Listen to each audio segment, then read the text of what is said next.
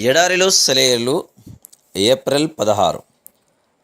అబ్రహాము పిలువబడినప్పుడు విశ్వాసమును బట్టి ఆ పిలుపునకు లోబడి తాను స్వాస్థ్యముగా పొందనయున్న ప్రదేశమునకు బయలువెళ్ళెను. హెబ్రీ 11:8. తానెక్కడికి వెళ్తున్నాడో తనకు తెలియదు. తాను దేవుని వెంట వెళ్తున్నాడన్నది మాత్రం తెలుసు. అది చాలు అతనికి. ప్రయాణం మీద ఎక్కువ ఆశ పెట్టుకోలేదు, కానీ ప్రయాణం చేసిన వాడి మీద పూర్తిగా ఆధారపడ్డాడు. తనకు ఎదురవబోయే కష్టాల గురించి చూడలేదు, కానీ మార్గాన్ని సిద్ధపరిచి నిశ్చయంగా తన మాటను నిలబెట్టుకోవడానికి సమర్థుడు, నిత్యుడు, అదృశ్యుడు, జ్ఞానవంతుడైన పరలోకపు రాజుపైనే దృష్టి నిలిపాడు. ఇది ఎంత మహిమాన్వితమైన విశ్వాసం! ఇది నీకియబడిన పని. ఇవి నువ్వు చేయగలిగిన విధులు.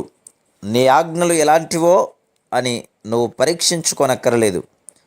వాటిని అనుసరించి ఓడను సముద్ర మార్గం పట్టించడమే నీ పని.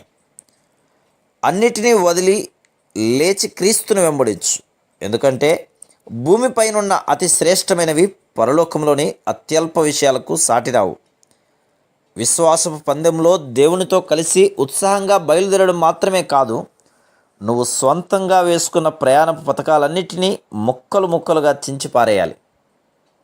ఎందుకంటే నువ్వు ఊహించినట్టుగా ఏది జరగదు. నిన్ను నడిపించేవాడు అందరూ నడిచిన దారి గుండా నిన్ను నడిపించడు. నీ కళ్ళు ఆ దారుల్ని చూస్తాయని నీ కలల్లో కూడా నీవు ఊహించి ఉండవు.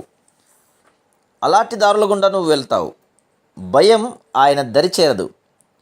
అలానే ఆయన నీతో ఉన్నంతకాలం నువ్వు కూడా దేనికి భయపడకూడదని ఆయన అంటున్నాడు. మసక చీకటిలో తడుములాడుతూ, దారి తెన్నులేక ఒంటరిగా వెలుగు దేశాన్ని వెతుకుతూ చీకటి కోణంలో తిరుగుతున్నాను. దేవుడు నా చెయ్యి పట్టుకున్నాడు, దారి తప్పకుండా నడిపించాడు. నాకు తెలియని క్షేమ మార్గాల్లో, నిశ్చల జలాల వెంట పచ్చిక మైదానాల్లో ఆయన్ను అనుసరించాను. చీకటి చిన్నాభిన్నమైపోయింది. అలసిన నయనాలు ఉదయాన్ని చూపాయి.